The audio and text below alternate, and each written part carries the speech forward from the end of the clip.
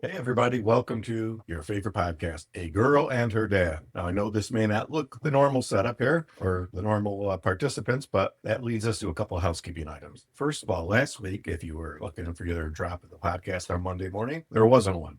We had some technical difficulties and we were not able to deliver the messages that we wanted to. So, anyways, this week, the girl, Jackie, is tied up with work commitments and is not able to attend. So we have another Gen Z to challenge the boomer, and his name is Miko. Welcome, Miko. Nice to meet you, Okay. everybody. So I've known Miko for a few years, friends of my daughter. So why not have a friend of a girl and her dad do the podcast? So welcome, Miko. If you want, you can take a minute, tell everybody what your general outlook on life is. Go ahead as a Gen Zer. So my name is Mirosław Wojcinski. I'm first generation. Both my parents are from Poland. So both my parents came here in the 80s. Wow. Poland was still communist at the time. Right. So you could imagine they were fairly conservative. Yeah, behind the Iron Curtain. And so as you can imagine, I grew up pretty conservative myself. I would say I kind of had a renaissance, a liberal renaissance from the time I was 14 to about 18. And then once I went to college, that conservative spirit kind of came back and in full force. Right now, I'm an accountant. I hope to be an accountant for many years to come. But yeah, I would say I'm still fairly conservative. But independent on your thought. I mean, I would say compared to a lot of the hive mind that is the Republican Party now, because that's how I kind of categorize them. There's a hive mind of Democrats and a hive mind of Republicans. right. I would say that I don't really fit into either one of those two buckets. And I very much, I'd say the basis of my thoughts and beliefs come from a conservative standpoint, but that's not to say that I completely dismiss liberal ideology. Okay, great. So that should be a good conversation then.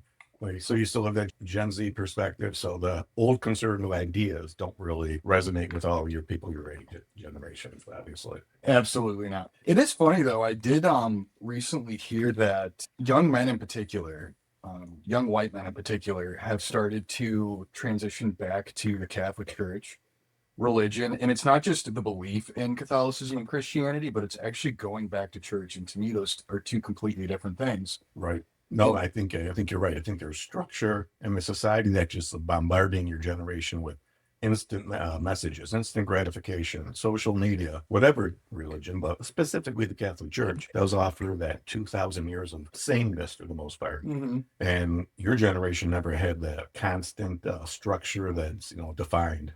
So that would be attractive, especially to young men, because men like order, they like structure, they like hierarchical thing, and that presents it to them in a pretty good way, I think. Absolutely. And Jackie, I'm very good friends with her husband. And recently I've been talking more with him about just getting back into Catholicism. I grew up Catholic, and as we're all aware, what happened with the Catholic Church in the mid 2010s, it kind of pushed me away. And getting back into it, I've noticed that I do have a lot more. It's funny. You mentioned structure, that's one thing, but you have a lot more clarity. Yes. On morality and what you believe to be right and wrong. Now, that's not to say that I'm, a practicing Catholic that goes there. It's baby steps for me. It's Right. baby steps. So the more that I'm kind of getting into it, and just the history behind it as well. Right. I think that a lot of people look at Christ and they see him as this like ethereal being that is almost not tangible. Right. But as soon as you start getting into the history of Christ and realizing that it was an actual man and the gospels were from people like actual accounts of Jesus and how unintertwined they are, but therefore how intertwined they are, Right. it's almost beautiful in a way. Right. I mean, that's a great point.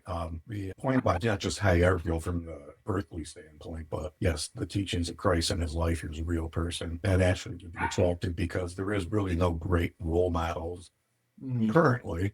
So I would think that would attract to somebody. And also the religion, and say what you want about organized religion, even if you don't agree with it and you want to be part of it, you do know that religions have this is right and that is wrong. Right. Type of mentality, which does give some structure again to a society that doesn't really provide a lot anymore. For sure. And I think that that's part of the degradation of the West right now and why so many young men in particular, going back to young men, are not only just transitioning back to Christianity and Catholicism, but Islam as well. Yes. I mean, Islam is the fastest growing Yes. religion in the world. And in my belief, it's because it provides that hard and fast structure. And there's really no wiggle room. There's really no debate on what is right and what is wrong.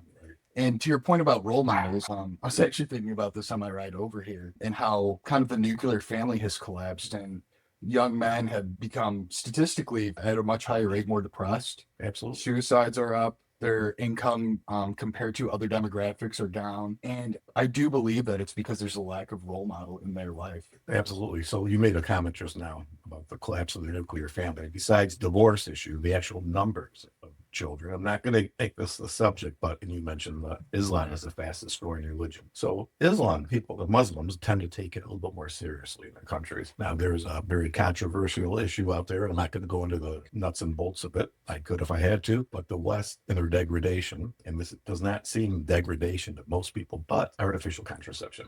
Muslims don't practice it for the most part. Catholics are not supposed to practice it for the complete part. So we now have a Western society that have contracepted, aborted, and same-sex themselves out of a population growth. Yep. Where all three of those items, which a traditional Catholic might call the culture of death, actually they did. Pope John Paul II called it the culture of death. The three legs of a stool, the culture of death. Polish people's favorite pope. Yes, absolutely. My favorite pope, in my lifetime and probably in history in the last 500 years. So yes, the nuclear family is disintegrating for many confluence of reasons, but Pope John Paul would say for those three reasons. Right. Islam looks at those issues, and I'm not saying it's a crime to be anything, but they don't accept it, and it's very well, adhered to for the most part. Not 100%, but most of the Muslims live that faith. Right. And taking that even one step further back, I think it kind of stems from this idea of hyper-individualism. Absolutely. And hyper-consumerism, and which is essentially this idea, I know that but for the audience, this idea that everything is kind of rolls back into me. It's not about the community that surrounds me. It's about how I feel at this particular moment. It's about how I feel about the community around me. It's not about the inner workings of a community, how we can prop each other up. And that's another thing that kind of pulled me away from the Catholic Church. I grew up in Hamtramck, for those of you that don't know. Wow. It's a very small community right in the center of Detroit. Very Polish when I was growing up. Yeah, it was a Polish enclave, basically. Right. It's turned into a Islamic enclave. Yes. So very Yemen, very Bangladesh now. And the community there was very Polish, and they prop each other up. I'm talking every Sunday we would go to church, you would go out to your favorite Polish restaurant, have your dill pickle soup, talk about the problems that you experienced during the week. And that has seemed to Polish Village, right? Polish Village Cafe. There was this, I wish it was still around. Polanco's, is it? No. Not sure about that one. Under the Eagle was my favorite. Oh, okay. And Bill Clinton and George W. went there. Oh, did they? They said it was the best Polish food that they had had. Unfortunately not around, but it was this idea that once a week you set everything else aside, you set your individualism aside, and you come together as a community and you prop each other up. And that is completely gone. I mean, I'm not sure about you guys, but I don't even know. On my block, I probably have 30 neighbors. I can maybe name 2 of them. Sad. Right. I mean, when I grew up, I could pretty much name everybody on the street. And all the parents were going back to other parents and saying, "Hey, if you see my kid doing something, give him a whooping." No, for sure. So that's really hyper-individualism. I think hyper-individualism is the core problem there, and this idea that it's all about me, and there's this lack of community, which the nuclear family really does prop up. Right. No, and it's a great point, because one of the 5 precepts of the natural law, according to St. Thomas Aquinas of the Catholic Church, is providing for the common good. You can't provide for the common good when you're just self-absorbed. But once again, there's a confluence of things. There's materialism, consumerism, and social media or technology, because we're allowed to withdraw into ourselves. Right. Where we only see ourselves, and when we see somebody else, it's on social media, and you can say what you want. There's not that common thread. You can attack the other person. Right. You can be brave with, with the keyboard and say what you say, when maybe a better manners and polite society, you may not say those things to somebody's face, and you might actually get a different perspective when experience. For sure. And it's that complete lack of consequence when you're typing over the keyboard. And again, perpetuates hyper-individualism. Absolutely. If I can sit here and say whatever I want over a keyboard and no one is there to tell me that I'm wrong, well, it just hyperinflates my ego. Oh, for sure. I mean, I'm sure you remember Rush Limbaugh or whatever. Oh, my mom was the biggest He always talked fan. about rugged individualism. But I think that's now morphed into radical individualism. Right.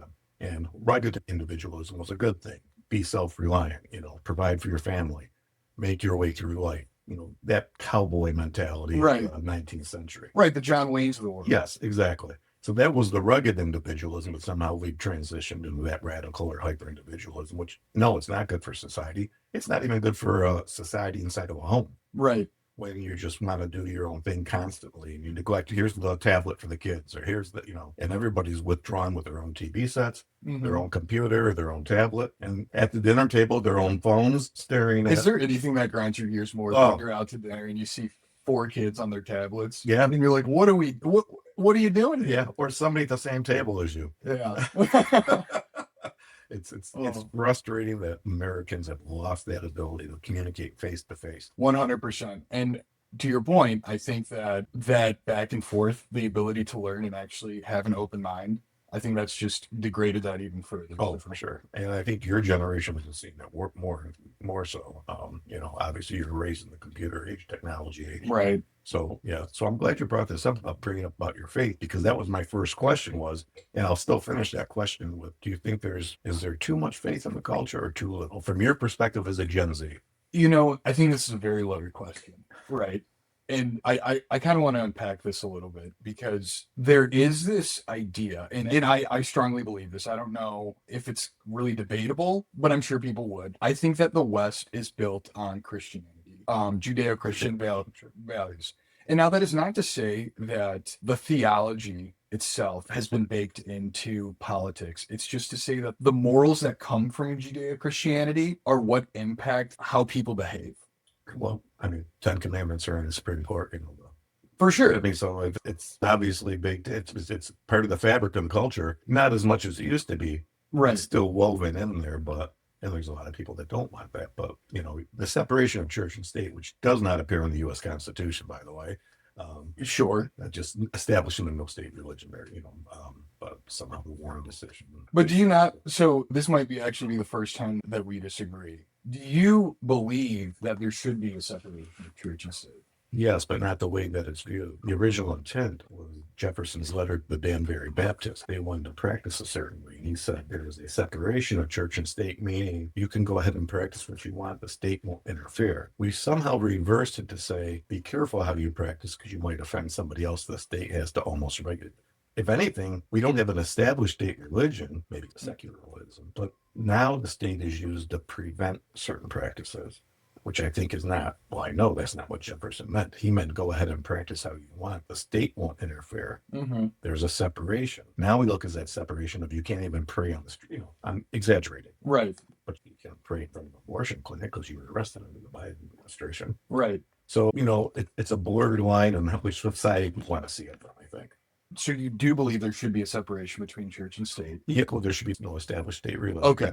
And I think that's where we agree. Yeah, but in the separation of church and state, it just depends which side of the mirror you're looking at it from, because it can be used as a good thing or a bad thing. 100%. So I look at Iran, for example, and you have this theocratic state, and I cannot imagine a scenario in which church and state are one, and that pressure from the church starts to impede on the freedoms that you have as a human. For sure. So that's where I was going with that. I didn't know how far on the spectrum. I think from a philosophical standpoint of, say, St. Thomas Aquinas, not that he said this, but inference from his teachings is, if you have a government based totally on theology, you end up with Tehran, the capital of Iran. Mm-hmm. If you have a state that allows no religion, you end up with North Korea. Right. For the Soviet Union. So that's where Aquinas and even St. John Paul II would have said faith and reason have to go together. Right. St. John Paul said it was like two wings of an eagle. For society to soar, you must have faith and reason. They must be balanced. Right. Reason being the secular, for lack of a better way, the non-religious aspect of it. Right. Because that's their highest power, rational power, reason. But you still have to have faith, and together they can lift a society. So no, I don't agree that there should be this state religion. I don't believe that separation of church and state should mean you can't practice your religion. Okay. But like I said, it's how you enforce it is where the problem comes in, and that's going to be an age-old problem. Right. Who's ever in power? So I was out in Kansas City last week, was visiting a buddy, and one of the conversations that came up, and he's an atheist, but he has the same idea that Judeo-Christian influence has made the West what it is today. For sure. And the conversation led to, okay, what do you think about OnlyFans? And do you think OnlyFans should be made illegal? Do you think that there should be regulation on OnlyFans because it is a degradation to society? Meaning when women and or men post nude photos of themselves online, there is no actual utility or economic benefit there. And conversely, it hurts the man or woman that is then consuming that material. And I don't know where I land there because I tend to be more libertarian when it comes to things like that. Right. But I wanted to know what your opinion was on that. I would say that should be heavily regulated. Only reason being because you're talking about the common good. And the libertarian would say, well, if it's not hurting anybody else, it's two consenting adults. But is it not hurting anybody else? Do we know for a fact that that person's not becoming addicted to porn? Right. They're going to have problems. Might they need therapy that we have to pay for through? I mean, I know it's a blurred line, but there's some things I think you can call right and wrong. And I think we have retreated from faith, no matter what, not just the faith, Christian faith, Islamic, Jews. We've retreated from so much of what we're scared to say. That's morally wrong. Right. And a moral wrong means it's not a virtue. And any law should be virtuous. Otherwise, why have laws at all? Right. So you can make an argument against something like that. I'm not saying that can't have Playboy magazine. Okay. But when you start feeding into degrading the human person in the live atmosphere, social media atmosphere of this one woman, or what, so many relationships with men in one day through OnlyFans, I mean, something outrageous. Yeah. And she's elevated as some type of social, like celebrity almost. Yeah. And if we're playing to our children as that's success, people say, well, you can't define success. Yes, you can. Right. You can call right and wrong. If you can't call right and wrong, then why even have any laws? Right. I mean, yeah, let's just be Somalia at this point. Exactly. Yeah, it could be a non-functioning failed state. So, and if it is part of our fabric and we were Judeo-Christians, then yes, we can say that's wrong, Okay. So I agree with that, that side of things. The one thing that I was concerned about in relation to that question was, okay, so you put a regulation on this. Will that regulation then later down the line, whether it be conservative or liberal, use that same precedent to enforce? This is obviously the libertarian stance, is when does this stop? When does regulation stop? Like you said, Playboys are fine, but OnlyFans, that should be heavily regulated. Where is that line? And that's always been where I come from. It's like, if we are going to regulate, we have to understand what the worst case scenario out of this could be, right? Because I think it's a lot easier to regulate than to deregulate. Yes, exactly. I think also that when you get into, how far do you go with regulation? One of your first comments was we're a Judeo-Christian society. We didn't really have this problem of making these type of decisions on certain laws until there was a breakdown of the Judeo-Christian culture. Mm-hmm. And so now it's like, do we want to go back to it? Or do you want to just, how do you paper over that?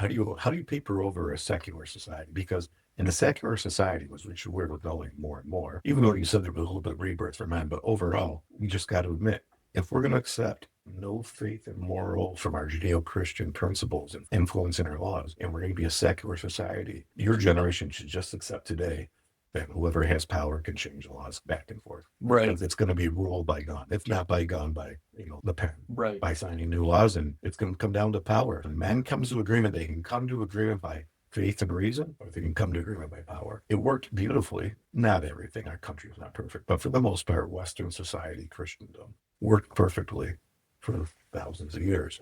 And when I say perfectly, all the people saying slavery and murder, mankind has had that in every society. Agree 100%. So that's just, they've had it in the African society, they've had it in Far East society, they've had it in ancient Greece with slaves.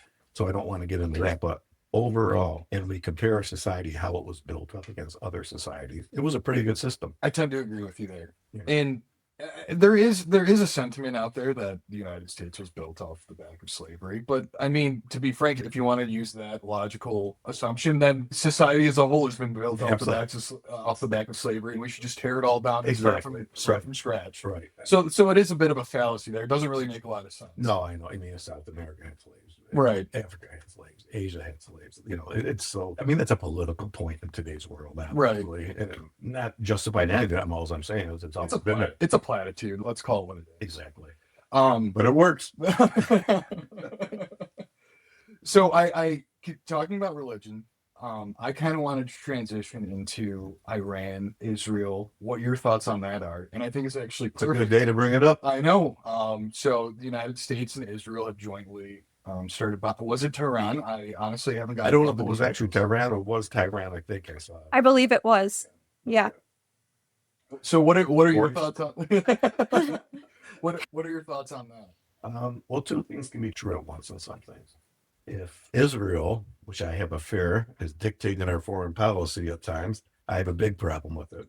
I have a big problem with regime change anywhere in the world. I have a big problem with Iran because when I was in high school, that's when they took the American hostages and the people chose an Islamic regime for the most part.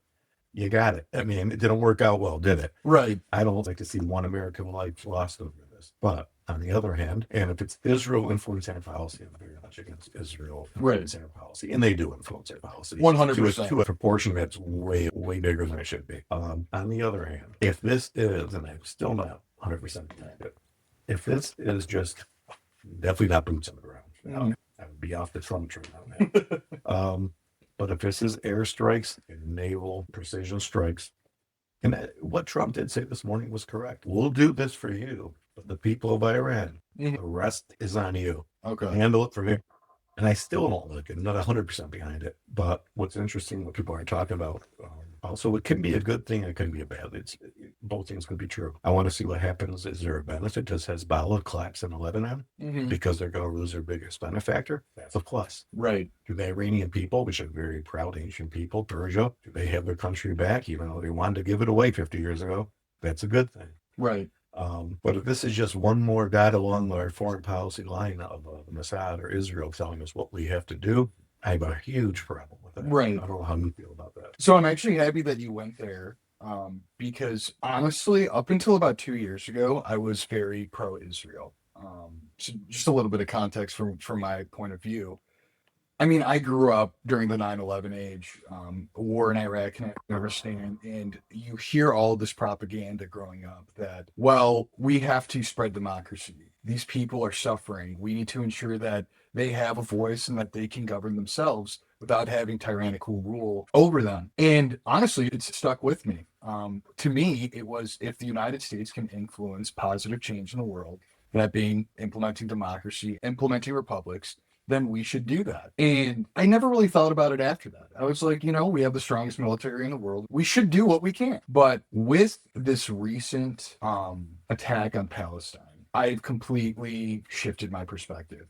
And with the whole Epstein thing, I mean, just how integrated, I didn't realize how integrated Israel's influence was into the United States. I mean, Miriam Adelson, $700 million, not only to Republicans, not only to Democrats, but to make sure that she is supplying them both with enough money to fund their campaigns to ensure that whoever wins, she is going to be able to manipulate. And I mean, AIPAC, right? They are one of the largest super PACs in the United States. And they essentially do the same thing that Miriam Adelson does. They just fund the left, they fund the right, and whoever the victor is, they say, well, if you want to keep winning, then you're going to, back Israel, you're going to fund Israel, and you're going to essentially do the bidding of Bibi Netanyahu. Right.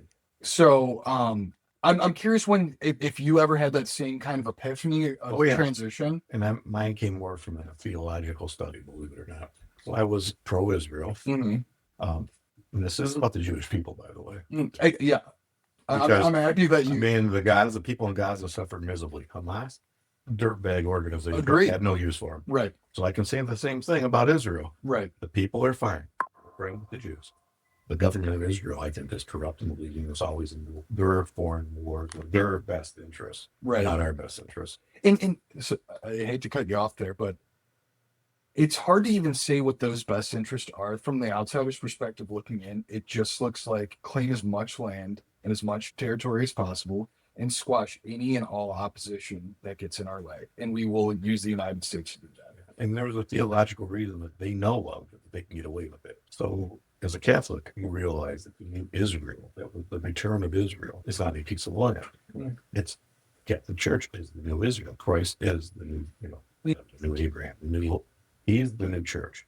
The church is the new Israel. Because the Protestants, they become a lot of the Zionists are not Jews. Most Zionists in the world are Christians, statistically, because they're a bigger number. Right. Obviously, but most Zionists are Christians, and the Jewish government knows that. And for a Protestant, for the theological future to be true, the nation state of Israel must exist as in a piece of land. And the nation state of Israel would be a lot bigger than it is currently. Right. That's why they want more space.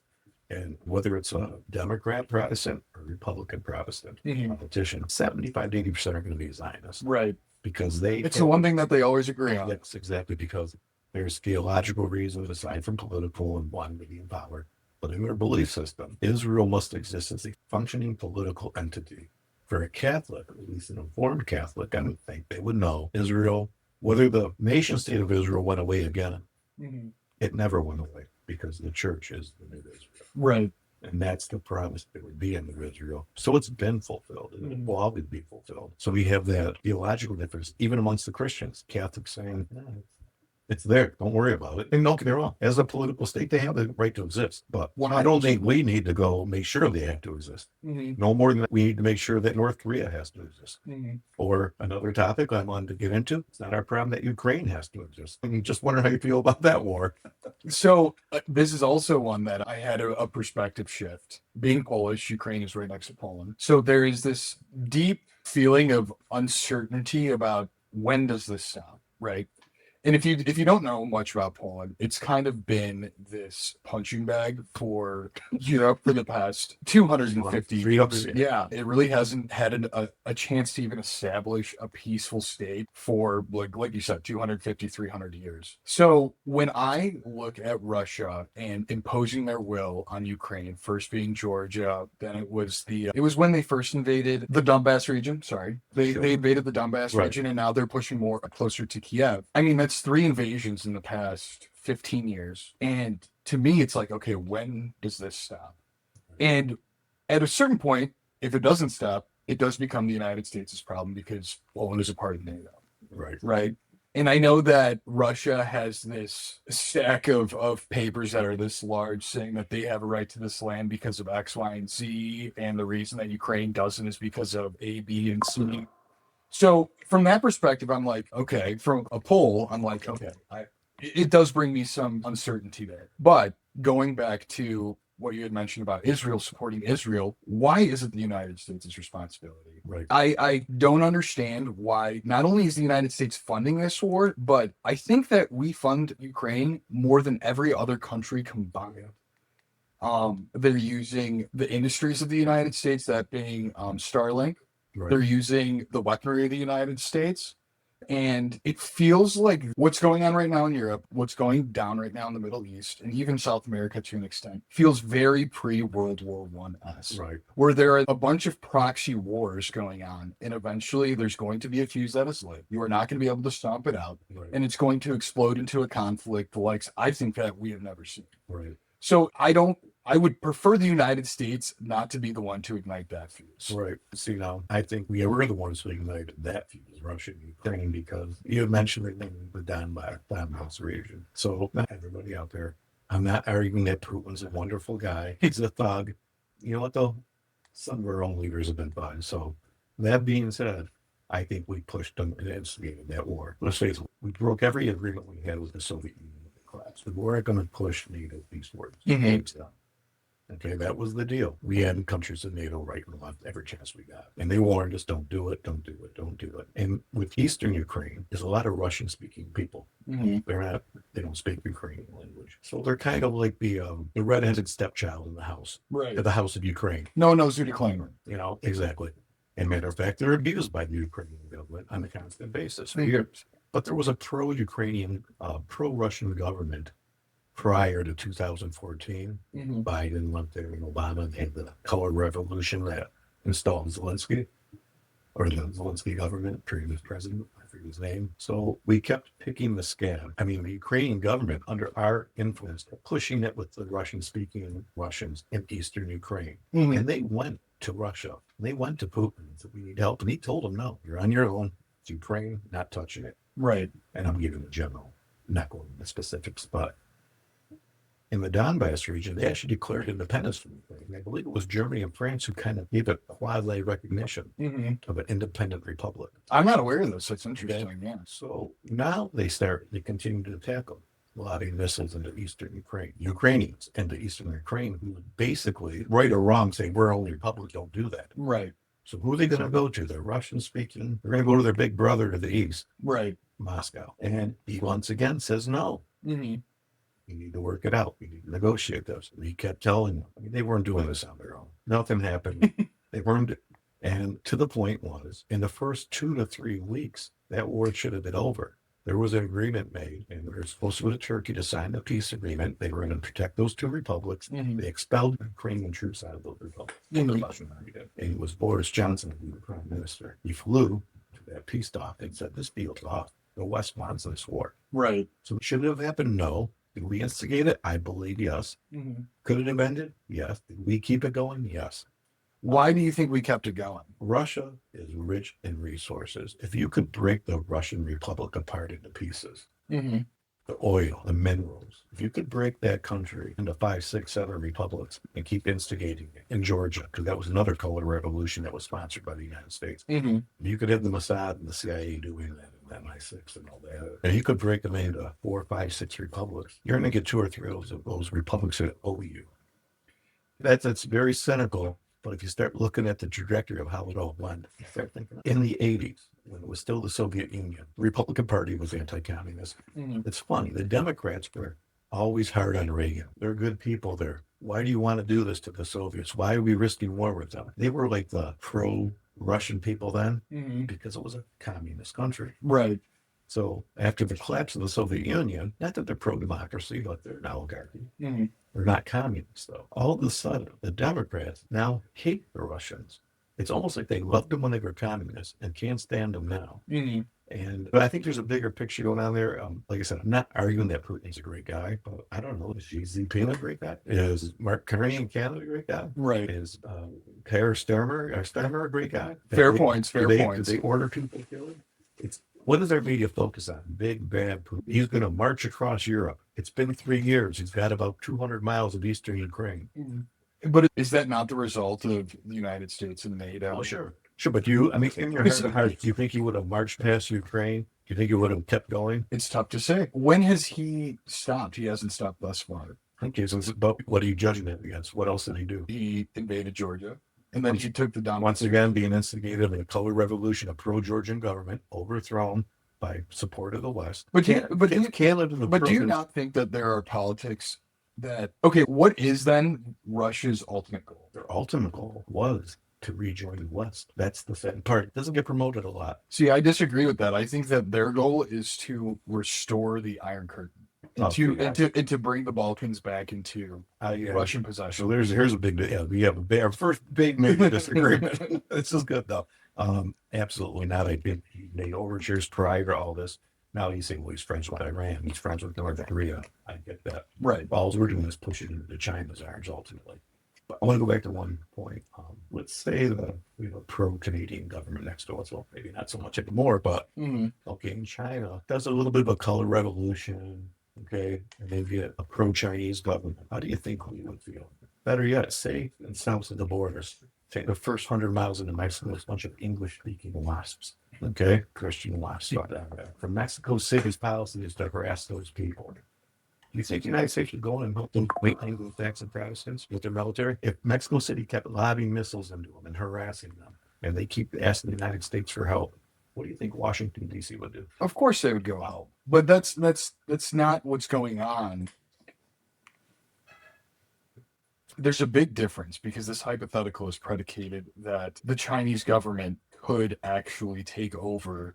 It could instill a puppet state in Canada without the United States intervening way prior to that actually ever being completed. The United States, I mean, even with Trump recently with Venezuela, I mean, they call it what the Trump Doctrine. Right. It's essentially the Don Roe Doctrine. The Don Roe Doctrine, yeah. It's essentially the reestablishment of the Monroe Doctrine saying, you know what? The United States is going to stay over here and everybody else, you stay over there and this is your problem. The problem with and you had mentioned something else about Russia. You said we have pushed them closer to China, right? Russia was always going to go to China. Why? Because China is a very resource-hungry nation. They are essentially landlocked other than the South China Sea. And the easiest, cheapest way to get resources is Russia. So to say that we pushed Russia to China, I think is a bit of you're oversimplifying it, I think, a little bit. Because geographics play, I think, one of the most, if not the most important role in geopolitics. And it was just the cheapest, most effective way for the Russian government to fund their war in Ukraine using Chinese For sure. resources, oil, so on and so forth. Why then everybody, yeah. So going back to what I believe Russia's ultimate goal is, I think that they understand that they are a weakened superpower. And what is the best way to re-enter the world stage as a superpower? And I think that is to reunite the Balkan states and to claim those resource-rich lands. The United States has even said that Ukraine is very resource-rich, and that Donald Trump wants, minerals, yeah. yes, mineral rights. And I think that that is the ultimate goal of Russia. Now, I do think that. But what question? What is wrong with that? What is wrong with that? What is wrong with them building not taking over these countries, having them under their? We can do it, and they can't. I think Because I think Russia should be our natural ally. no, and that's where this whole Israel thing has pushed me away from that mentality. Because what I don't think I mentioned this earlier, but one of the big benefits that I saw of Israel was like, we have this proxy state in which we have this sphere of influence now because Israel has the most powerful military in the Middle East. How has that worked out for us thus far, right? Right. So to your point, yes, do we do it? Maybe we do it with Israel. Maybe Israel has more influence over us than we had originally thought. But does that mean that we should do it? Probably not. I think that the United States right now is, I'm curious what your thoughts on this are, because this is kind of leading to a separate conversation. But Mark Carney, he went to Davos and he said that the new world order, or the world order, is collapsing and it's being reformed into essentially two tranches. You have the superpowers. I think what he's referring to is the United States, China, and Russia, Right. and that everybody else. Yeah. And right now, it seems like Trump is aware of that. Putin's aware of that. Xi Jinping's aware of that. And they're all making these very aggressive power plays For sure. to utilize the competitive advantages they have right now to claim as much as they can and maintain those competitive advantages. So in a very long-winded way, that's what I think Putin is doing. I think he understands that the world order is changing. I think he understands that having this Balkan state under his influence is probably to his benefit. It is to his benefit. Sure. And to your point, is it wrong? Well, I don't think it's good.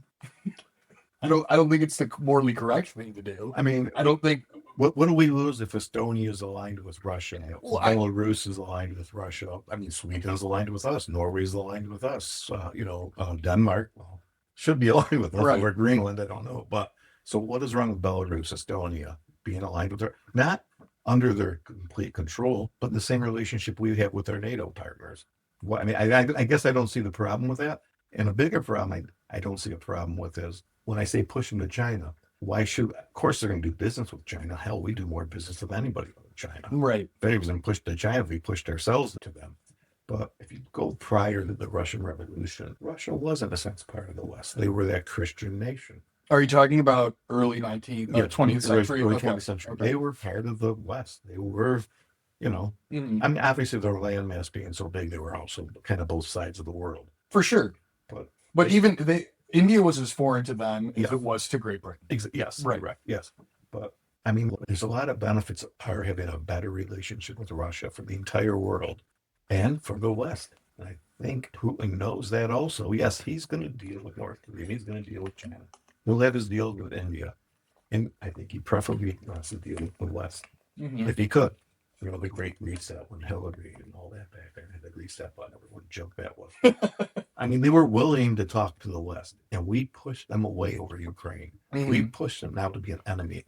And it's the second time we've done that in 100 years. Because when going back to the Soviet takeover, the revolution in 1917 to 1921, is the Russian people wanted to be maintained in the West. The Russian people were brave. They lost 10 to 20 million people. And we sold them out. The only country that actually did a favor for the last of the patriots was Poland. Mhm. As they were fighting the Bolsheviks, that kept General Wrangel in the Crimea with his South Russian White Army, Mhm. white not being the color of the skin, but it's the name of the army. Right. They were almost able to make a counteroffensive because the Polish were tying up the Bolsheviks on another front. Only country in the West, surprisingly, that supported them for a while was France. England walked away from them. The United States walked away from them. And once Poland made a deal, they just said they couldn't fight anymore. They made a deal with the Soviets, Mhm. so with the Bolsheviks. Wrangel was by himself with just about 500,000 men, and within a month or two, it collapsed. Right. I mean, walked away from them then, they could have been a great ally. the Bolsheviks would have never taken power had France, England, United States after World War just kept their troops there. So going back to the original, I guess my point is we sold them out twice now. but then it's kind of, this kind of comes full circle because the conversation started with, okay, how much should foreign entities intervene? And it ends with, well, maybe we should have intervened in this case. I've done this conversation like this today. We'll start with one thing and one up with 10. But Right. So I don't know. I think the next 5 years, all of this to say is I think the next 5 years will be extremely interesting. I think that Putin has kind of been, he's like a dog that's been backed into a corner. And now he has to fight and claw his way out of that corner. I agree with that. I'm just saying, isn't that the. And that's dangerous. Yeah. I don't think he's the. I don't think he's the culprit in this whole thing, put it that way. I don't think he's the bad guy. Okay. I'm not saying he's a good guy. I'm just saying there's a lot of bad guys in this deal. And I think we need to look in the mirror on that on this war. Okay. You know, when Trump says it wouldn't have started, you know, if he was president, I mean, it's more of a bravado statement because I'm a tough guy, Mm-hmm.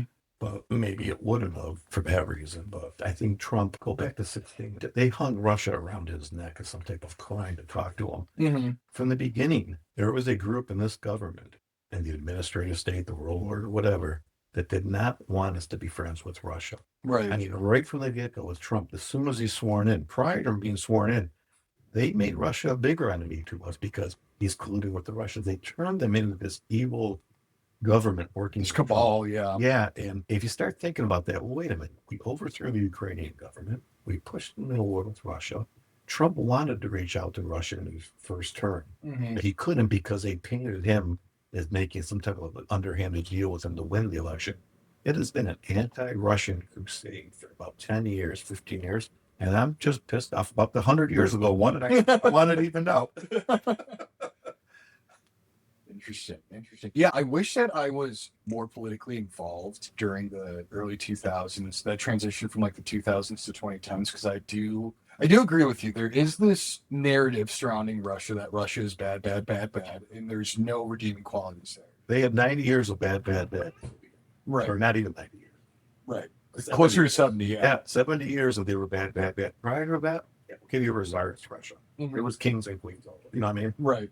And after that, yeah, they were like an oligarchy. But, you know, an oligarch. All these bad oligarchs in Russia.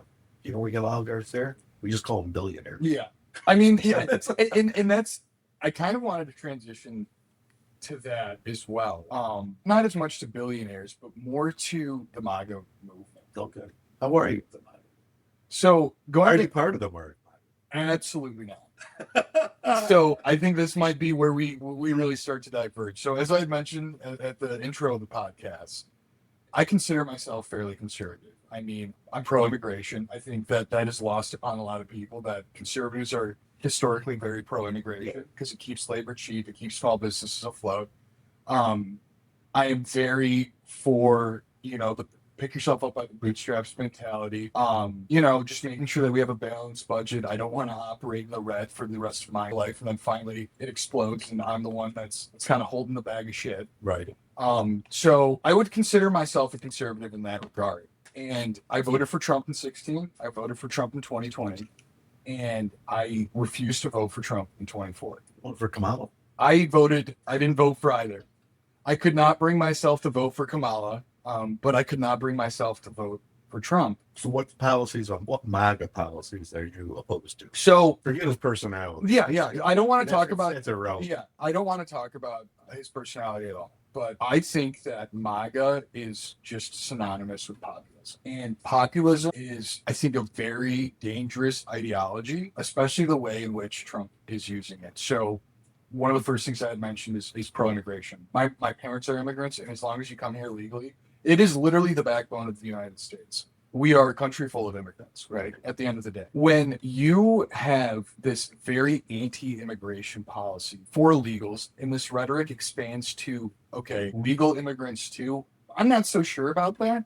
What anti-immigration policy? I mean, Trump just came out 2 or 3 weeks ago saying that he would denaturalize citizens, meaning these citizens have gained citizenship, but they just didn't start their lives with U.S. citizenship. He would denaturalize them if he deemed fit. But that's not a policy. That's him. What I'm saying is personality. He says things like that, but actual policies in place. What do you? Right, but okay. So I guess what is he doing that's anti-immigrant? So I want to stay on that really quick, because I will say I will disregard what he says in terms of like I think a good example of this was like the joke that he made to the U.S. team, right? Right. I mean, yeah, that is what I will disregard. But and disregard isn't the right word. It's more so like I don't care about that. That's not politics Just to me. banter. Yeah. What I will say is that I don't, if you're talking about denaturalizing people, I'm not taking that as banter. I'm saying this is something that you believe. Why say it if you don't believe it? What's the constitutional process for naturalizing before you get all worked up and worried about it? Besides the point, I mean, he's provided tariffs are something that, what's the constitutional precedent for this, right? Tariffs were put in place a year ago. Right. And it took the Supreme Court a year to decide on what the precedent was and how it should be handled. And now there's $150 billion of tariff, which is essentially a tax, right? Of tariffs that need to be paid back to companies. Trump doesn't know what's going on, whether he needs to pay them back, whether he doesn't. The Supreme Court doesn't know. All I have to say is that because there's a constitutional precedent for it, that doesn't mean Trump can't just go ahead and do it. He's shown time and time again that he will use his executive power to go ahead and do it. I think Justice Kavanaugh said basically, make it a simple statement. You check the wrong box, do it under this law, not under that law. Right, but that's what he's going to do. But the dissent was 3-6, right? Right. So And that being that, in essentially, he wasn't saying Kavanaugh wasn't saying you check this box instead of this box. It was more so the reason I really am dissenting against this is like I'm sorry, did Kavanaugh dissent? I forgot which justice dissented. Kavanaugh, Alito, and Thomas. Right, and I think essentially their argument was, I don't even necessarily think that these tariffs are illegal. It's just going to be a really big pain in the ass to pay this $150 billion out. And maybe we did act a little slowly on this. Right. So all that to say is there is Trump rhetoric, and then there is Trump rhetoric surrounding policy. Right. So, And I will dismiss one, and I cannot dismiss the other because then we have an unserious precedent. okay. So aside from the tariff, because he's going to continue, he has and they pretty much said in the dissent, of course you can do them, but just got to do them on check this box versus that one. That aside, not the economic. You said about immigration policy. He's not going to do naturalized. I take that as a comment. Like that's one of his. I'm going to be a dictator for a day type comments. But his actual immigration policy, what do you disagree with as far as that goes? Well, I think that we should get illegals out of here, but I also disagree with the fact that we should get every illegal out of here. I think that there should be a precedent set that, okay, and I think Obama did this. I forgot the name of the act that was put in place and what the actual guides were for it. But if you had been here for 15 years, you have no criminal history, and you are contributing to this economy in X, Y, or Z manner. And this happens in California all the time. A lot of like strawberry farms, they use a lot of illegal immigrants to farm because it literally would not be profitable without them. So there needs to be, I think there's a balancing act there, and he's done a poor job of balancing those two. Well, okay, so you see, what the ones that have been here for years, let him stay. We tried that once before, though. It didn't work. 1980s, Ronald Reagan signed it. Blanket citizenship, amnesty, 12 million people. What message did that send to the world over the next 25 years? One of my biggest hangups with Reagan was that one, because what did that do to this border? Did that discourage people from coming or encourage them to keep coming? Okay. It encouraged them. Fair. And we ended up with 25 million. Fair point. On the opposite end of the spectrum, you have Cuban immigration coming when Fidel Castro said, just take your boats and go to Florida. And Reagan, again in the 80s, took them in. And now Miami, I think it's the actual Cuban capital of the world. Yeah, it is, I think, the third or the fourth largest GDP city in the United States. So for every time this hasn't worked, there's a time that it has worked. Okay, but you're pointing to one city in the country, and those people were welcome because there was legitimate reasons, protective status, because they were under possibly being killed in Cuba. These people that you're saying can stay, they're just making a trek across the border and coming in. And you say might be good for the economy. I get you're saying for the cheaper labor. Who is the most, and this isn't a racial thing, statistically, who has the lowest level jobs? If you took illegal immigrants out, it would be the black male. Mm-hmm. The black males have the lower paying, highly disproportionate in the lower paying fields. Mm-hmm. Now, when you bring in all this immigrant labor, what does it do to the wages of that black male who's already struggling to climb the social economic ladder? What does it do to him? It keeps him poor in the city because they can come and depress those wages. And we say, oh, don't worry about it. They're here. They're doing it. I think that's unfair. I think here we are. We can't even solve one problem for a minority group in our country. And we just kind of push them aside and say, we'll bring in the next group and let them. So now we have two groups. How about concentrating on American citizens? The Democratic Party says they love the African American population. They're the biggest harmers of them in the world by letting all this cheap labor in because it hurts the black male, especially the ones I know they're in their city, they're not at strawberry farms, but it's across the board, it's prevalent. And to think that these immigrants are just out in the country working in the fields is wrong. They're in our inner cities. They're giving free housing. They're using up the, they don't get Medicaid legally. You cannot deny somebody, they use the emergency room as their Right. healthcare provider. How much are we willing to pay for all this? Any benefit of, I only pay $2 for strawberries, I'm paying it the other way through increased medical costs, health insurance, Mhm. and infrastructure costs and taxes. So I think, yeah, you can have an argument once again, the either side. Right. It comes down to this. I guess I'll go back to the immigration policy itself. What MAGA policy when it comes to immigration? Forget its rhetoric. What immigration policy do you have a problem with? Well, that's what I'm saying. Just complete. It's a binary. Oh, if you're an illegal, you're out. Right. It's black and white. Now, that's not to say. So I agree. I agree with you. The first act that somebody comes here is an illegal act, and we're going to let them stay. No, see, I think this is where it gets nuanced. For individuals, and you draw a line. You say it's today, and we're going to crack down on illegal immigration, and it's going to be extremely difficult to Reagan tried that. I mean, it's been proven to work. I mean, Trump. What I will say about his immigration policy that I do like is that he's cracked down on the border tremendously. I think I saw something like since his inauguration to December 31st of last year, it was something like 6,000 illegals have come across. Now, I don't know what the validity to that is. The government's slow. Who knows? They probably fudged the numbers to some extent. Right. But I mean, that is very different than it was under the Biden administration. So I think you keep that policy, right? Until a Democrat comes in and opens the borders again. So yes, but that's the nature of having a republic. So You cannot.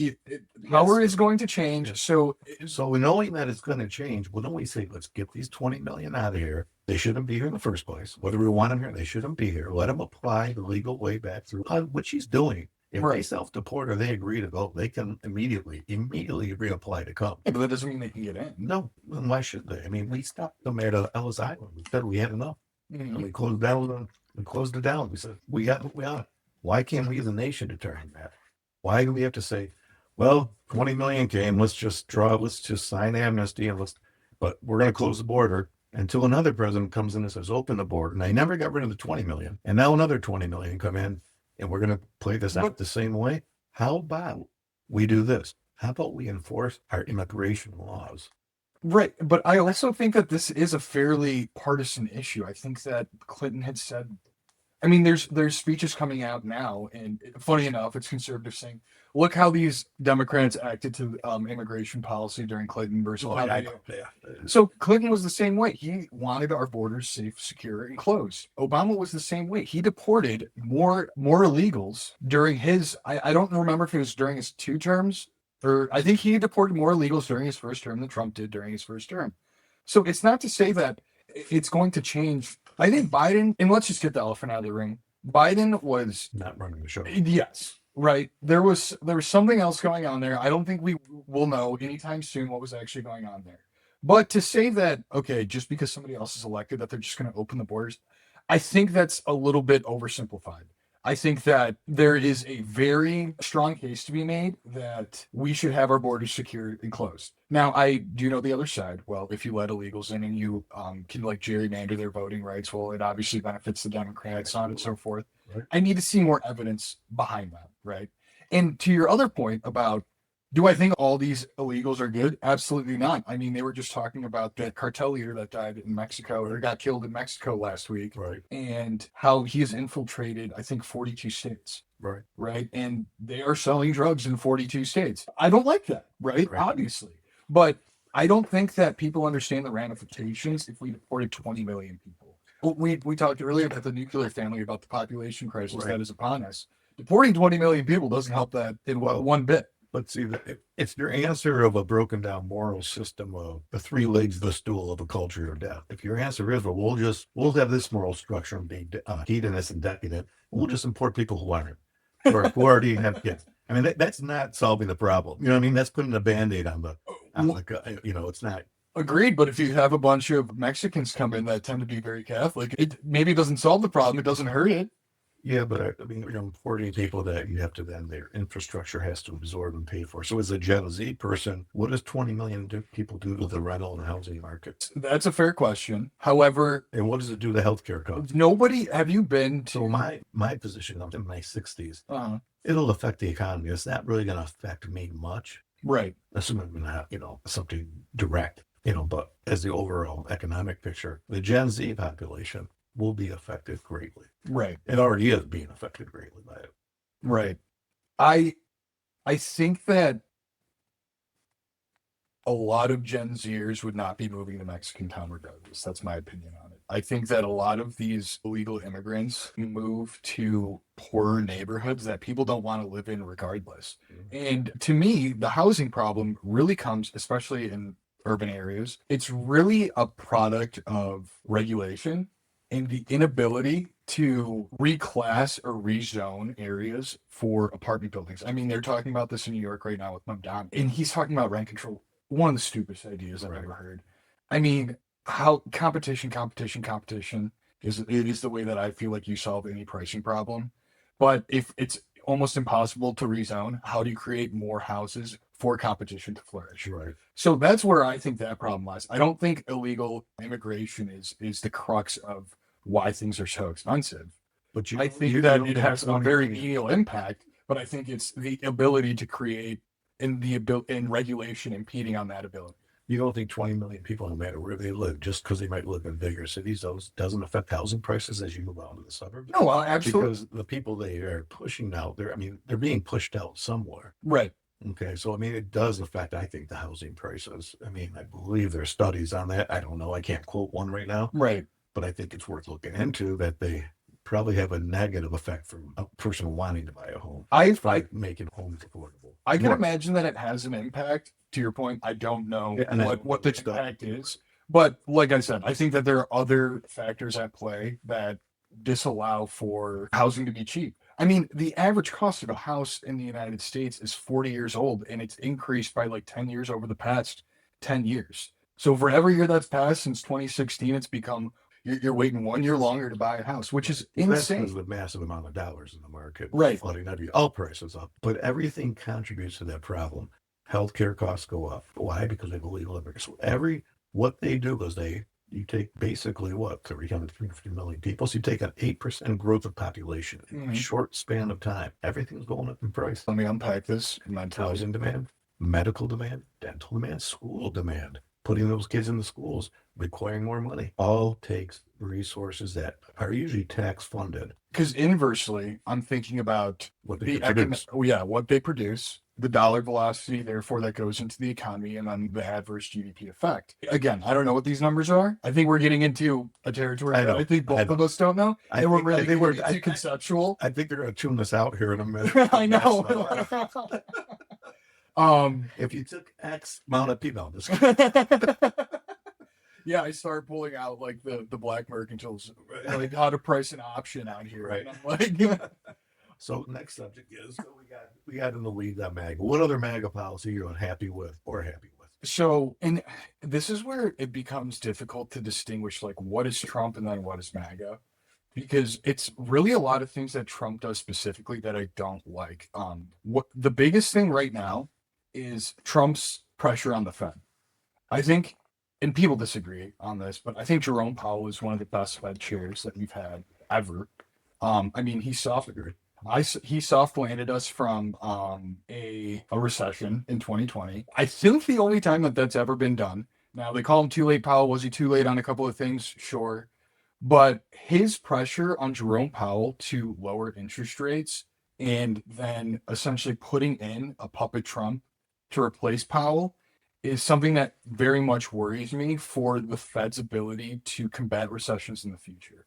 And I think that people don't, maybe they do, maybe they don't. I think that we're a lot closer to a big recession than people think. The last one was in 2008. I don't count COVID. That was a manufactured recession. Right. So we're 18 years since the last. They say that the recession cycle happens every 8 to 10.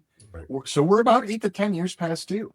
And if you're putting pressure on the Fed, lowering rates to 1.5% to increase economic activity. And let's be honest, we both know why this is happening. It's because the midterms are coming up. Sure. absolutely followed her. Yeah. I mean, I would get sick to any president. They all do that. And they all do it. It's to the extent that Trump is doing it that very much bothers me. And it's these two institutions, their objectives are supposed to be different. You believe the Fed should even exist? You know, I mean, what does the It's- Constitution say? Does the Constitution call for a Fed? Or is it for I Congress know to- this is the age old. I mean, this has been going. This has gotten back to the inception of this country. Whether we should have a federal, I don't know, right? But I do know. I do know that. Both sides. I get it. I do know that the Fed, for the most part, which was established 1917, 17, yeah. somewhere in there. So I do know that since then they've had the one big hiccup in the Great Depression, and then since then I think they've learned their lesson, and they have had the tools to remediate poor economic circumstances. So that's my opinion. So I guess they ask it this way. Do you believe in capitalism or laissez-faire capitalism or managed capitalism? I definitely don't believe in laissez-faire No? capitalism. So, okay, so question, because this technically a Fed took us away from laissez-faire. Yeah, I think laissez-faire leads to monopolies. Okay, and they do, but they tell us it antitrust regulations. Rather than it's Which we not did. laissez-faire. Okay. Good point. Okay. Go back in 2008 over in General Motors. I was with the mindset from still they should collapse. Agree, 100%. But that's where we get into. But that's laissez-faire then. And now that is laissez-faire to let them collapse. Well, I think And I that think the Fed has taken us away from that. I think that in this, see, I don't think that that's the Fed. I think that that's a problem of politics and economics getting so intertwined. That being, I believe that they didn't let the banks collapse because they knew that if they did, the recession would have been much, much worse. Like we've had before in our history. Right. And it would have caused, we essentially would have hit another depression. Right. But it was, I don't know what it would have looked like, but it probably wasn't going to look very good. No. And maybe it would have been good in the long run for the economic reset. I don't know. But I do think that since the banks collapsed in 2008, there is this new trend, private equity is doing this now, where they become so entrenched in the economy and the average person is so entrenched that it becomes an institutional detriment if they collapse. It's a necessity not to let them collapse, but it's coming. Right. Doesn't it come out of politics? Do you really think the government cares about people as much as we think they do? I do, because that's how they get reelected. Well, okay, then why was Lehman Brothers allowed to collapse, but AIG wasn't? When the government's doing this and you get away from laissez-faire, they pick and choose what's best for them. Not so much GM can't collapse. Lehman Brothers can collapse. Right. AIG can collapse. Why is the government picking and choosing winners and losers? I'm sure there was some stake involved there. Exactly. Right. And that's from when we get away from that, that's what happens. So yeah, would it have been and it's easy to say because I wasn't affected, so I don't know. Maybe I would have been. Right. But all we're doing is kicking the can down the road for that big one day. Yeah. Ultimately, a big And it's one. happening. And you got 30 Whether we to like it or 40 not. trillion in debt. So we're a selfish society because we're pushing it off Right. to the next generation. You guys are having it pushed on you. But do you not believe that Trump's push to lower interest rates and to That creates higher, not bigger debt. I'm a MAGA supporter, but I'm not so naive to think that Trump doesn't play the same game they all play. right. He just plays it in a different style. And I appreciate it more because people say this criticism. Well, it's not presidential talk about the Fed chairman that way. It's not presidential to call a politician out the way he calls them out. My response is, so the way they've done it past 50 years is great. If you look presidential and you do the same crap, that's okay. Well, I like But if we don't Virginia. look presidential and you're still doing the same crap, that's not. So if you're going to do crap, just do it with manners and don't do it and show your true hand. Like Trump's showing the true system at work, which Well- I think is phenomenal. People are seeing he's doing it out in the open, what was always done behind the scenes so people couldn't see it. But that's what I loved about Reagan. I obviously wasn't alive during Reagan, but from what I understand is he was able to unify people through his speech, but still get conservative policies pushed through and get things done. And maybe the political landscape has changed It's into true. which It's it just can't It's really true. do that anymore. Yeah, the debate then was 3% tax or 6% or this, that. It wasn't men and women's bathrooms. It wasn't illegals out of the country deported, or it was divide is this. It's huge now. Right. But And I asked myself this question because conservatives say it was Obama that initiated the divide, and then liberals say that it's Donald Trump that initiated the divide. And it's probably both. It's the culture coming apart, and who happens to be in office at a certain time that just happens to be there. And maybe it even comes full circle to maybe it's hyper-individualism and the degradation of the nuclear. I'll always go back to it's a faith and morals, Right. philosophy problem. But Whoever was president when Reagan was in office, or it just depends. It's a timeline. It's who's there when these things are happening. right. Now, yeah, they caused some of it to happen, but obviously, there's an age-old question on what's chicken or the egg, what comes first. Right. What it comes down to. But going back to the Powell thing, Which it wasn't chicken always comes first. Oh, if you want to get philosophical, but okay. it wasn't just because I was fine with Trump being like, Powell, you're knucklehead, too late, Powell, all that stuff. Right. It's what Trump does. Again, whatever. His rhetoric is his rhetoric. When you start subpoenaing and trying to initiate investigations into the Fed chair, that's where I have a problem. That is an institutional collapse. And what happened? Jerome Powell put out a video saying exactly what his interpretation was. The market started to falter a little bit. And then Trump was like, I don't really like this. It's probably not good for my approval rating. And he reeled it right back in. And it's these small jabs that Trump does. It's like he's slowly chiseling away at any trust that people have in our government, rightfully or rightfully not. But people are starting to become extremely, extremely cynical, and they're becoming less trustworthy of the institutions that I believe made this country. I agree, but I think the trust has already been gone. I think So then are we just screwed?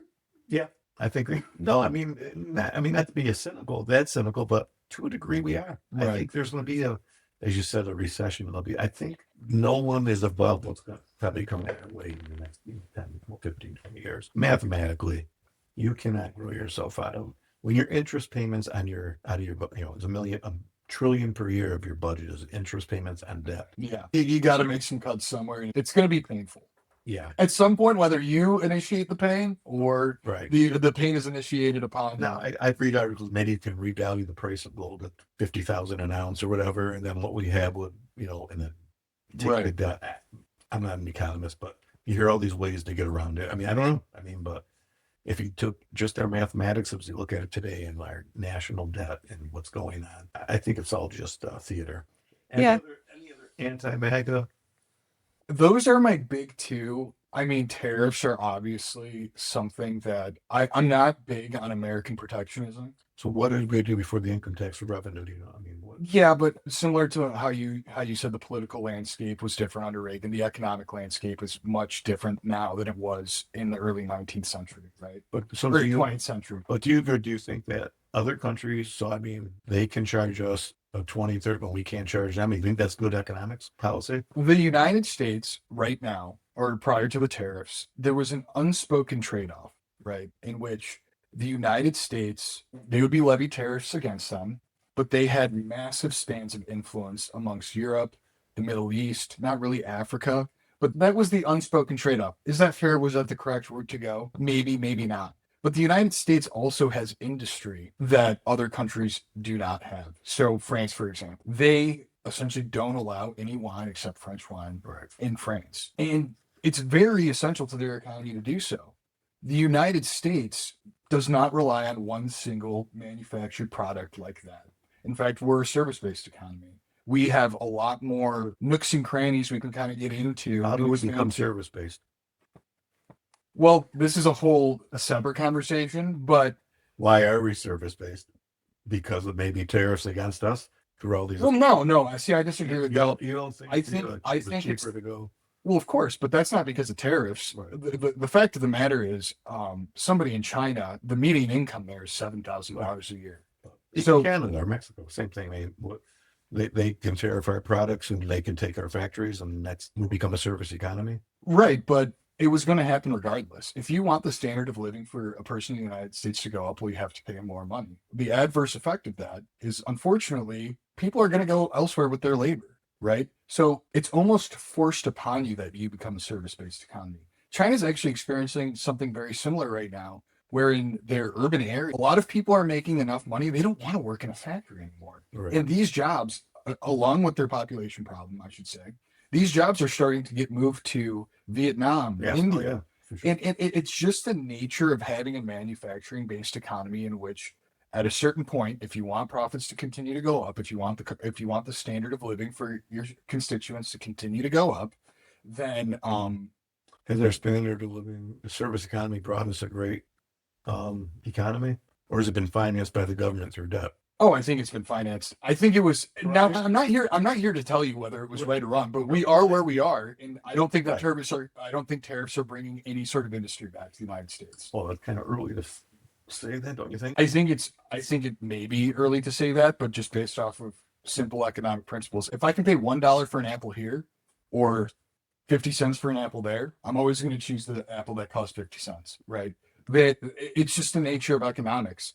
And if you want the United States to be competitive, unfortunately, wages have to go down, or everybody else's standard of living and wages have to go up. Right. That's not really something that I see happening, right? Unless some sort of big economic phenomenon happens or event happens in which a recession occurs and there's this massive reset of pricing of labor, of Right. goods, of fixed assets.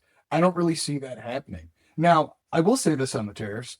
It irritates me to no end that the Supreme Court decided a year later Right. to say that they were unconstitutional, because I don't think that they would have worked. I would have at least liked to see that come to fruition. Right. And now you have this big mess of $150 billion that everyone's like, do I pay this back? Do I not pay this back? Trump even came out and said, It'll take years. yeah, it'll take years. years. And we're going to litigate this, whether you like it or not. So you think there should be, but you're good with the idea that Vietnam, England, or France can charge us 10, 20, 30%, and we shouldn't charge them anything? I think that when the United States pulls that trigger, you get exactly what's happened now, and you get this kind of decoupling.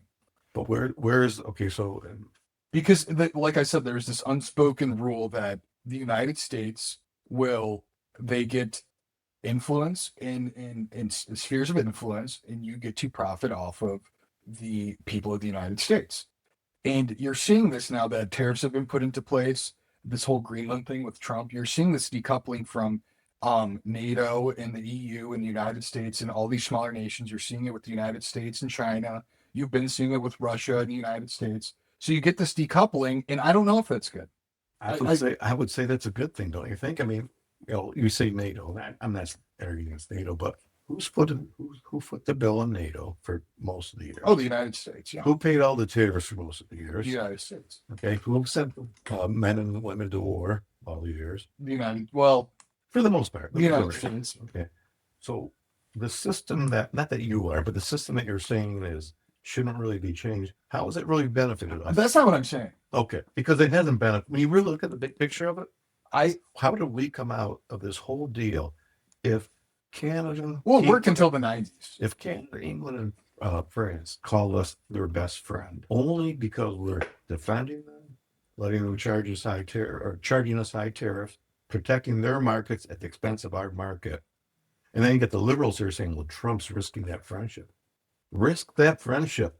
Get rid of that friendship. It ain't much of a friendship. Well, but then you get into like the economic implications of that. So But that's the implications were. We paid for their defense. We protected them. The blood we sacrificed. What about those costs? Well, I mean, I would say in modern history, the biggest economic benefit that any country has ever gotten is becoming the world standard currency, and that is the United States. True. In the United States, that is the benefit. Like I said, We exported dollars. That's all we did. right. And what does that allow us to do? It allows us to turn that money printer on and crank inflation to the roof. Look where it's getting us. Now, do I think that's the best thing? I don't know. It has to play out. It has to play out. And that's where I came back to you earlier and I was like, okay, did I agree with the tariffs at launch? Absolutely not. I think the Supreme Court should have been much more proactive if they wanted to overturn these tariffs.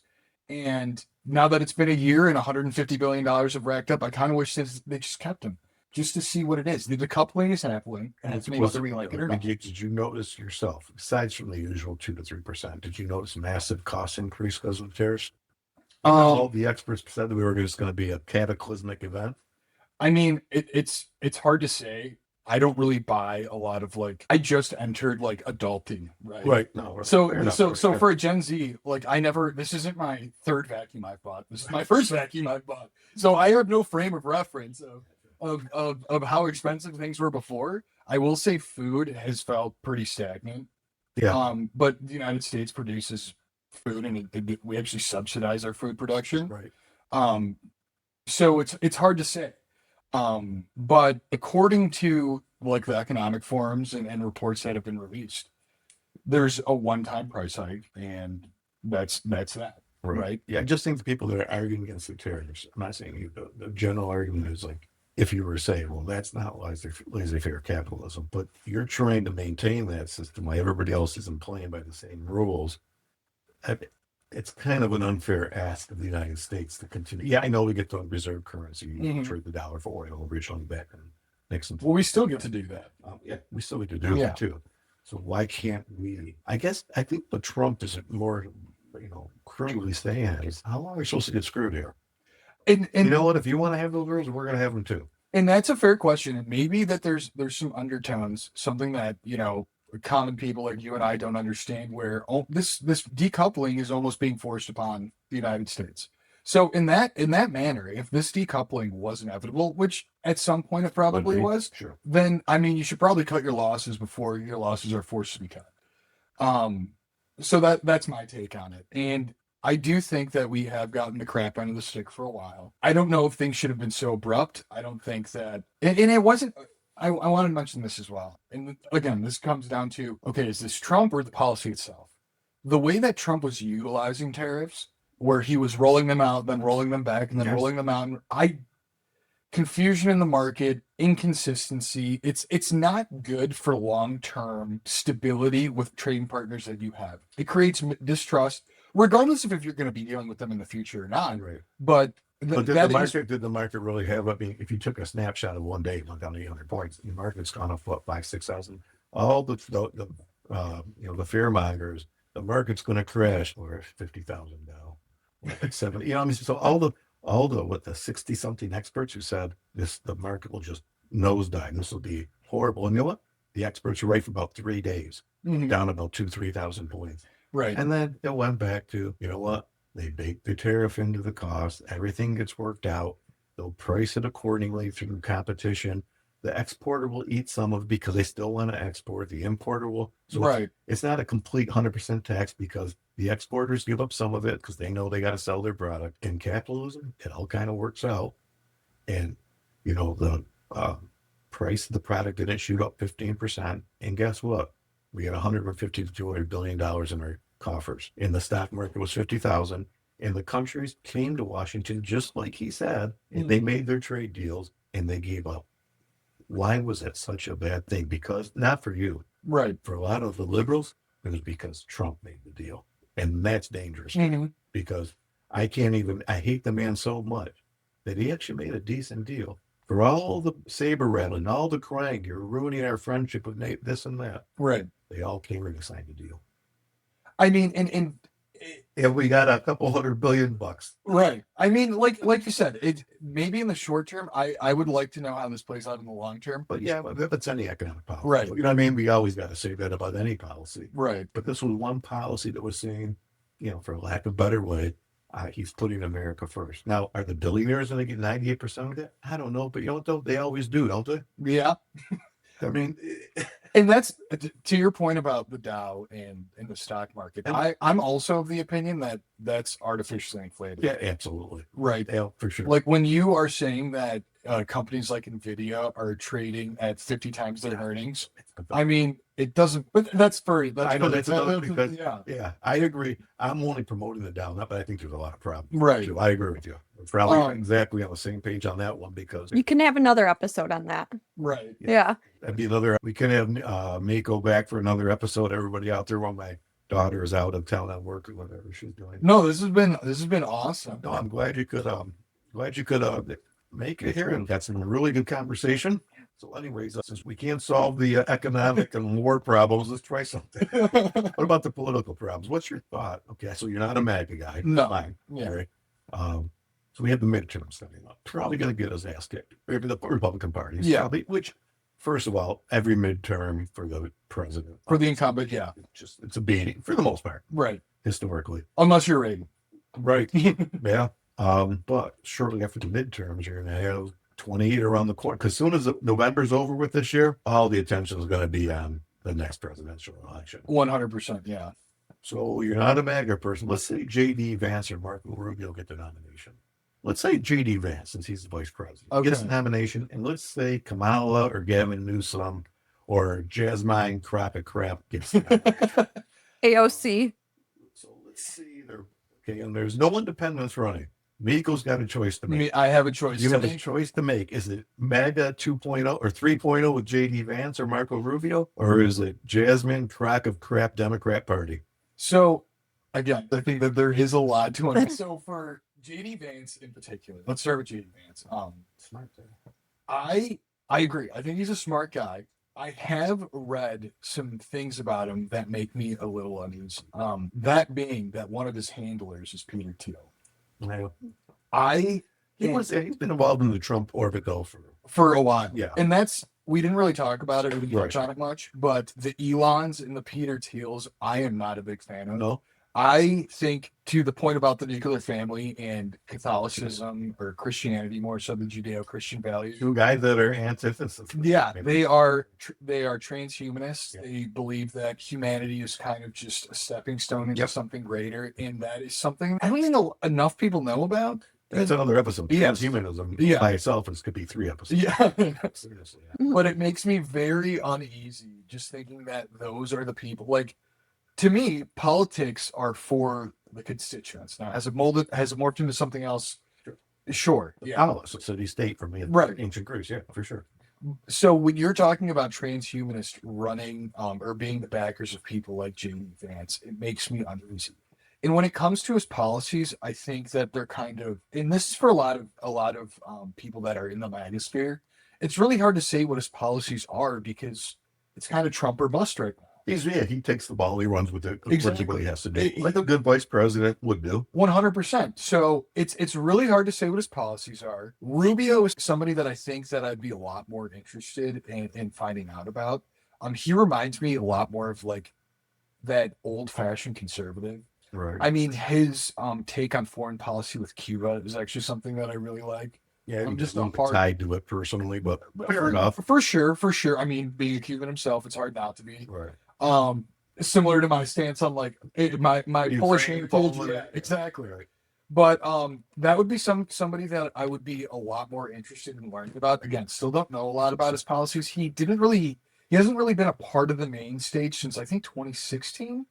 When Trump labeled him Little Rubio, Little Marco, yeah.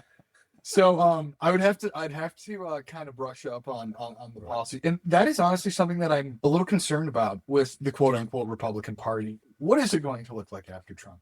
Is there going to be this divide of MAGA and Republicanism? Is it going to be the same detriment that had to be a battle? I think there's going to be a fight. And it's the same thing that's happening in the Democratic Party right now, where you have these moderate Democrats and then these kooks on the far left, the AOCs, and on the left that are like where their economic policies are strictly based off of emotions, and they're like, yeah, we should just have a carbon tax and make your cost of living so unbearable that you might want to live in Ireland. Yeah, exactly. So that's where I'm at with that. If you gotta pull the lever though, Miko. I'm going to give you the ticket right here. It's Gavin Newsom against J.D. Vance. There's no other people running, no independents. And matter of fact, the state law, if you don't vote, you are going to be 20 years in prison. I'm 20 years in prison. Who are you pulling the lever for? Nope, can't talk your way out of this one. I honestly, and you're not going to like this, I would probably vote for Gavin. I would probably vote for won't be invited. I'm going to do a nice Gavin Newsom for him like this, and it's with my legs all crossed. Okay, so he's voting for Gavin. As it stands right now. But what successful policy in California that you see in California, the beautiful state that it is? What's running so well in California? Was it the amount of fraud he's pulled off? The train to nowhere after $30 billion that he spent on which one of those projects? Well, are you saying that's why I'm voting for Gavin? Again, I am not saying you put me in a corner. You put me in a corner, so I'm giving you my answer. That's why I do this deal. I honestly don't like a lot of Gavin Newsom's policies, but what I will say is the divide in the United States right now is becoming borderline untenable. And given the lack of clarity surrounding JD Vance, I don't know if the United States post 2028 can handle another 40 years of MAGA. Okay, so let me just counter that with this though. I get your point because just the chaos with the fighting the buff. So JD Vance and Gavin Newsom are two different. He made a point that in California, the amount of chaos that Gavin Newsom has created, there was an option for Californians. They have the biggest emigration from their state than any country in the union. So you could leave. Now put him as president. Where are you going? That's a good point. I don't know. So because you're, I mean, not you, but you weigh a governor who people can leave the state. And now you're saying so you don't see the fighting as much there because people have left his state in droves. Put him into the White House where they put Gavin Newsom in the White House. Well, then he's equal to Trump. Then what you're saying, he'll create that same chaos. But the only difference is people will notice it more because you can't escape the United States of America for the most part. Right. Where in California, with craziness in Sacramento, you just leave the state. Right. The craziness in DC, you can't leave the country. I don't know how in California, it's kind of been going through a decline for the past 15 years. So it's hard to say how much is actually attributed to Gavin Newsom. I think that the main critique of Gavin Newsom is just how unproactive he's been. He's kind of been very reactive and not proactive. And that's something that I don't like about him. Right. I mean, But- fires. Right. I mean, And that we can get into that as well. The Chinese premier, Xi Jinping. comes to San Francisco, all of a sudden the city looks beautiful. Right. He leaves this back to the garbage. Right. Dump that. Right. And So I just say extrapolate that out to the Washington D.C. and nationwide. I can't because I don't think it's one-to-one. I have to read more into JD Vance's policies Right. and not his Trump influence policies. And this is where I think 2028 will be interesting. I want to see JD Vance not tied to the leash of Trump and see what he actually believes. Because right now he is the PR manager for Trump. He goes out there whenever Trump says anything that maybe cause a little bit of friction. JD Vance tries to go out there and kind of mitigate the damage. He's a loyal soldier. Right. And Gavin Newsom, I don't really know a lot about it, really a lot about his policies. So what I'm really basing this off of is just the Trump picture. Yes. Right. It's the domestic tension that is brewing. And I mean, I don't really want to get into Minneapolis, but just that alone. Right. I think there's a lot at play there, but you can feel it boiling up. Yeah. And it's funny because you talk about like George Floyd, and that happened in Minneapolis, Right. and then you're talking about ICE. You can feel these tension points starting to Right. get a little bit more sore. And I don't know how much longer the United States domestically can take. I think actually we need the tension because for 50 or 60 or 70, we need to sleep and let the deep administrative state take over our tax dollars and we trusted them. Mhm. I think this tension is the best thing ever for this country. I think Trump's greatest feat is that he's poked everybody. Mhm. You get to see their true colors. Right. You get to see what they really deep down believe, how far they're willing to. To me, it's like he's just kept, Three Stooges, like Mo. I mean, he's a businessman. He's seen how much he can get away with before Exactly. you lash out. But at the same time, we're getting to see everybody's true Colors. Yeah, I think it's the best thing this country needed. I know it's a weird take on, but that's how I look at it from that aspect also. Right. So anyways, everybody, this was a great conversation. I'm glad we chose Miko here because you got intelligent Gen Z. Not that my daughter's not intelligent Gen Z, just a different perspective. Sometimes just two guys talking is better. But rest assured, next week we will have a girl and her dad back to our normal production. And I think maybe in the future, we'll see what your take is on this. We want all your comments. We want to see what you thought of having Nico on, and you want to agree with him and tear me a new one or vice versa. Well, we'll go from there. And you can mail us at agirlandherdad@gmail.com. Instagram. What else are we on there? Subscribe. What is that? Subscribe on YouTube. On YouTube, Instagram, Rumble, all that good stuff. She'll be back next week to tell you all that stuff. So that's it for today. We'll see you next time. Any last words, Miko? I mean, it was just a pleasure. I really enjoyed the conversation. Great. I thought we would disagree more. No. honestly, but- Even when you agree, you still got to have disagreements once in a while. Yeah. Healthy. Yeah. All right. Points. All right, over and out from Solo Studios.